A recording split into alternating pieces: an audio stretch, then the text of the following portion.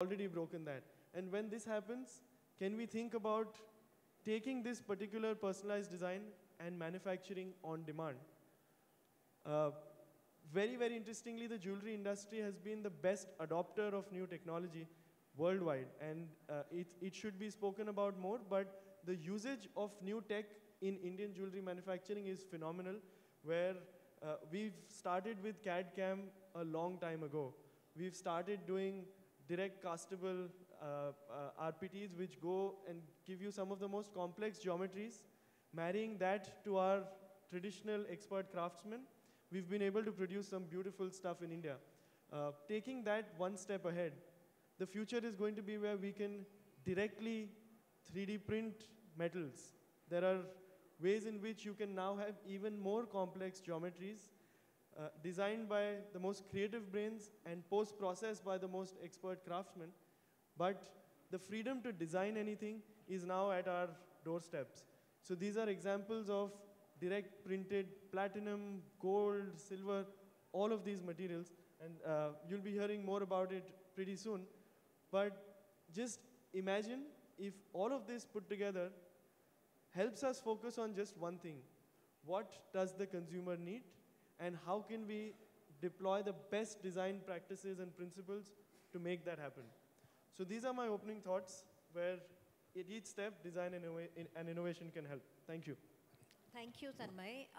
You've also recently just come back from the technology show you were visiting in Frankfurt. Over and above what you've shared, will you share with us any 2-3 other, technological innovations that you think are going to, again, sweep the industry or, bring about transformational changes in the way, we go about the business of jewelry and at different levels of the value chain? Absolutely. The first and the biggest thing that comes to mind while I was there at the Formnext show is the realization that technology is going to completely disrupt not just how we design, but also how we manufacture and how we distribute this product. So the old notions of centralized manufacturing being the most efficient are being broken down, giving way to distributed manufacturing, where imagine small clusters of expert specialized manufacturers all interconnected, where I might have visibility on a fellow manufacturing partner 500 kilometers away, where I know that they're good with certain materials, they have certain idle capacity, and these kinds of experts. When I get a large order, can I break this apart and spread it across 10 such players and still ensure the same levels of quality, craftsmanship? Because at the end of the day, it's my customer or the customer's customer that needs to win. So a disrupted, distributed supply chain is the big macro trend that we're all talking about. And the rest, let's hear it from David.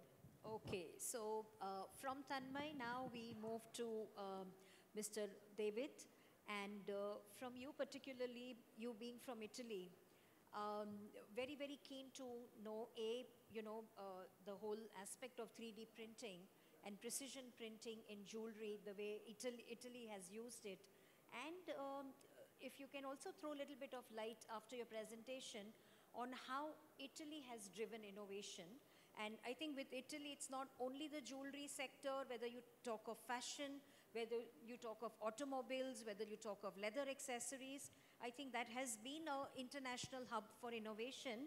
And I would request you to briefly talk about, your country's own example of driving innovation through technology for the jewelry sector. Yes, after your presentation. Yes, yes. Thank you. Yes. Yes, yes, sure.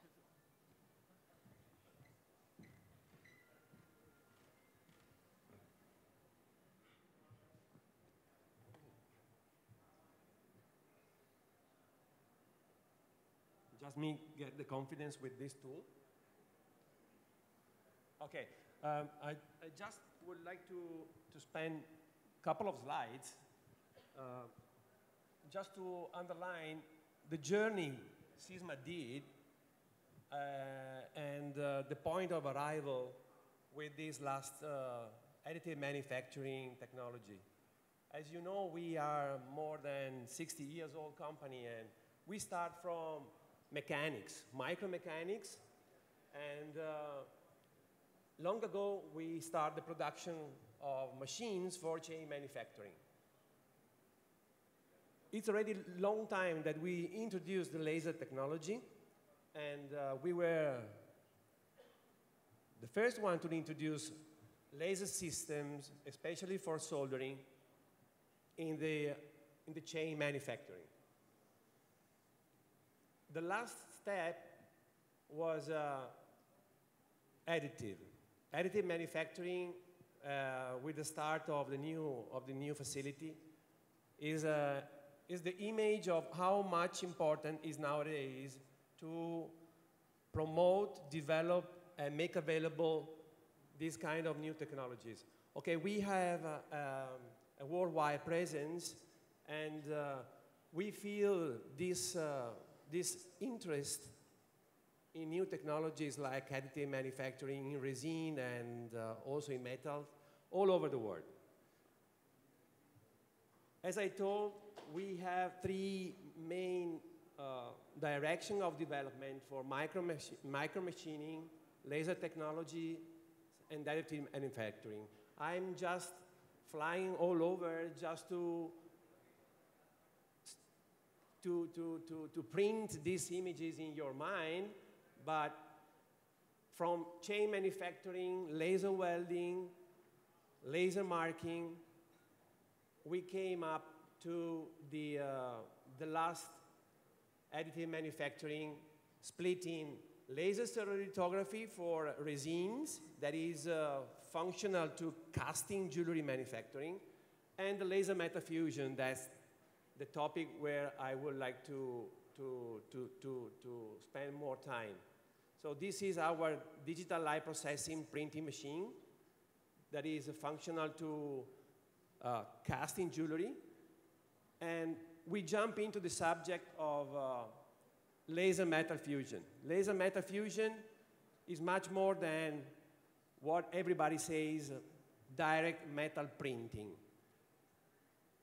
Laser metal fusion emphasizes the fact that we are talking about the whole process, from digital to solid. So we skip the long sequence of operation that usually have to be considered in a jewelry casting manufacturing.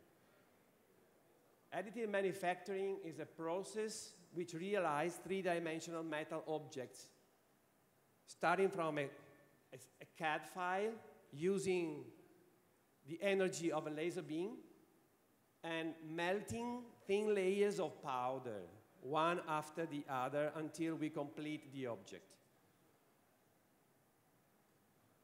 Layers of powder, this is the key point. We start from a different point of view. We need the powder technology in order to feed this process. And we identified from the very beginning 2 companies, but there are many others which are starting to cooperate with Sisma. And these companies are making available specific powders developed and produced for laser metal fusion. And nowadays, with the characteristics of fine spherical powders, we have available all color of gold 18 karat, platinum 950, silver, and bronze for especially for prototypes. In the last picture, I like to show the importance of laser metal fusion. Compared to the existing technologies, laser metal fusion is opening a new scenario in terms of quality. The metal properties of your product will be completely different. Compared to the casting or to the semi-finished product from bars and wires, the product after laser metal fusion is compact, homogeneous, with very high metallographic performances. We passed through a very wide range of cooperation with institutions. and associations. This is a key point. We have to look for a new approach because we need to cooperate with universities, centers of research, and associations for the development and the verification of technology for jewelry application. This is an example.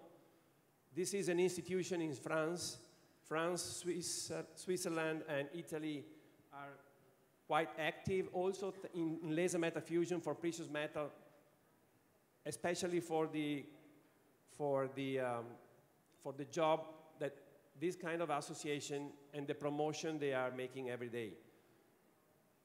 They are testing the feasibility of new designs, and they are promoting the new performances in terms of product characteristics.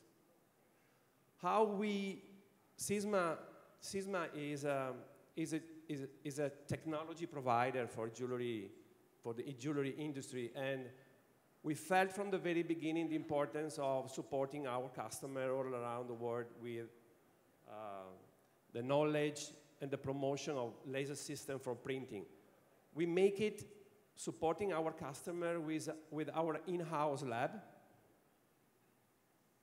and we give an answer to those who are facing the laser metal fusion, asking for a robust machine able to grant a robust process.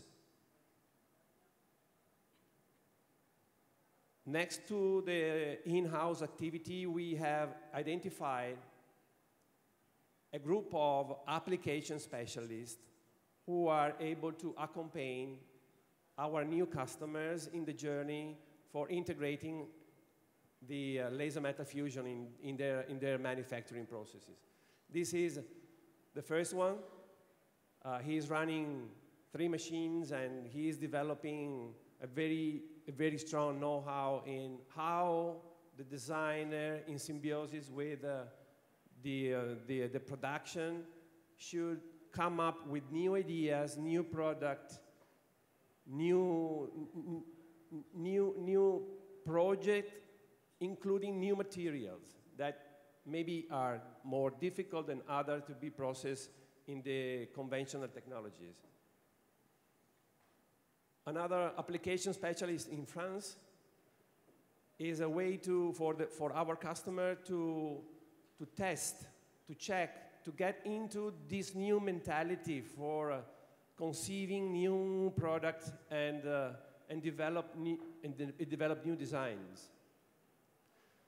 The last one is in China, and China is the example of a very big market as India is, which need a strong distributor, a strong support in terms of design, design promoter for this kind of new technologies. Okay, these technologies passing from the digital information of a design and going straight into the solid piece enable the designer to be free to create.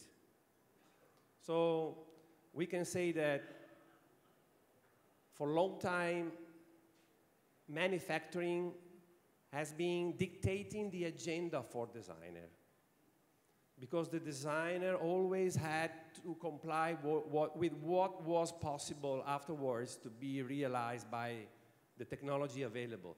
Now, the balance has been moved in favor of the designer. The designer is free to conceive new ideas, new product, and he has a different position inside the manufacturing facility. The designer is in symbiosis with the machine, because understanding the way the machine works, he can design in favor of the strong point of the technology. On the other hand, this advanced technology have to do the math with what is available in the jewelry know-how in terms of finishing. And another important idea that I want to underline is that we need to talk about these new technologies, but as a complementary of the existing technologies. We don't have to see at these technologies as a substitute of casting, for example. It's a strong tool, maybe the strongest tool that a designer, a jewelry manufacturer has, but have to be complementary with what the customer, with what the manufacturer is doing now. How is so important the promotion of